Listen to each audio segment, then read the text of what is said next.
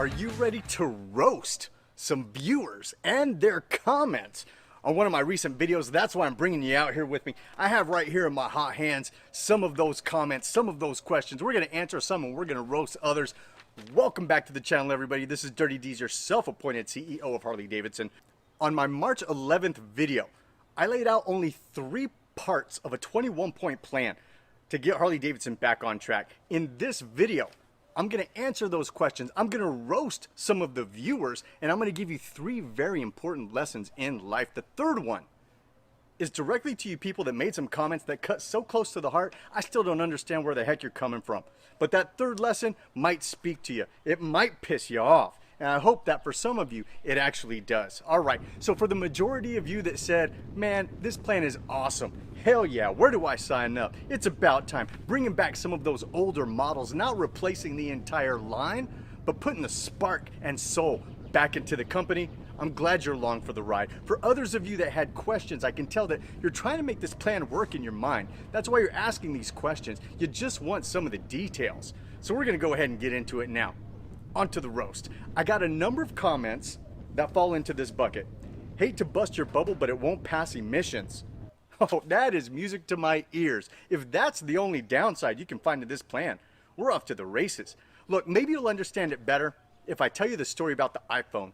In 2007, before its release, Steve Jobs was using a prototype of the iPhone, and believe it or not, that prototype had a plastic cover on top of the glass screen. So before they released it, Steve Jobs, he was finding that it was getting all scratched up in his pocket with his keys and whatnot. So he calls his VP of operations. The guy's name was Jeff Williams.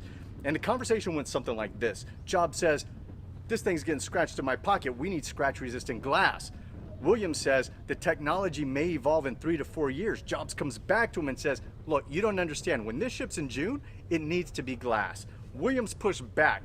He said, we tested all the current glass options, and when you drop it, it breaks every single time.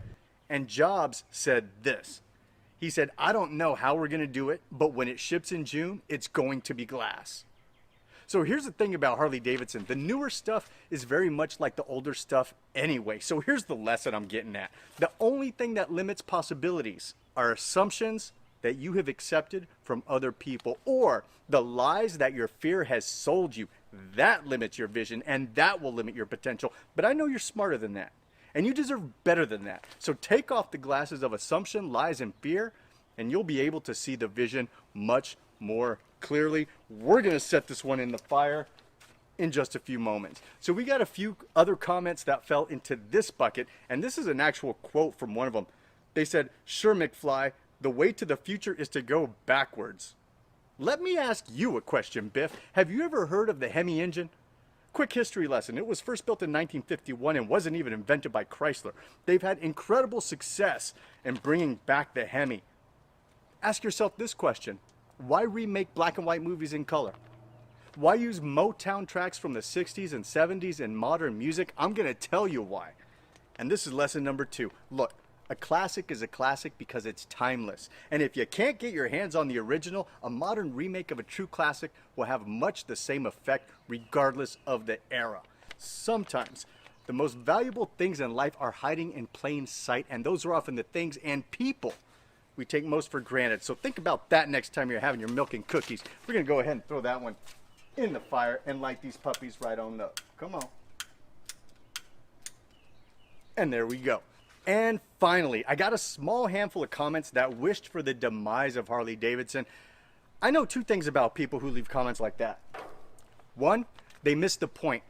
It's one of the principles outlined in Sun Tzu's Art of War that I mentioned earlier. The point is to show a path to winning despite challenges by doing what the competition never sees coming. It's shock and awe. It's pissing in the enemy's cornflakes when they expect milk. And the enemy, as I stated in the first video, is not another company. The enemy is giving up, not knowing that success was right around the corner the whole time. The other thing I know about those people, and this might stir up a storm, it might piss some people off, but those are the people who should be pissed off. Look, I'm going to say it this way. They're probably not American. Now, sure, they may have been born here. They may have never left our shores. But to root for a company who has been part of our American experience since 1903, who produced 20,000 motorcycles for the U.S. Army in World War II, to beat our enemies back to hell, to root for any American company to fail. and continue to kick them when they're down instead of figuring out a plan is something I've really wrestled to understand.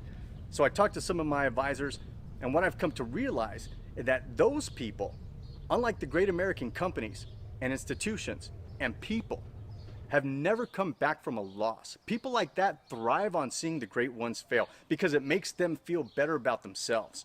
Personally, I wish there were 100 American motorcycle companies and every one of them raking in profit and providing jobs, but you're too wrapped up in your identification politics.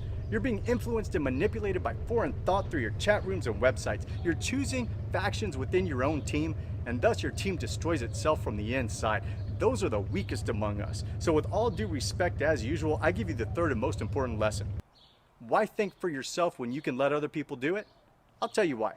Because united we stand, and divided we will fall. So choose your battles wisely, my friends. Let's continue to fight. Let's make it together. Let's keep this train on track. Believe you me, we're gonna have them shaking in their boots. Because the only thing that will stop us is a lack of unity. You guys who are out there trying to split us up, you're toast. Everybody else, let's roll.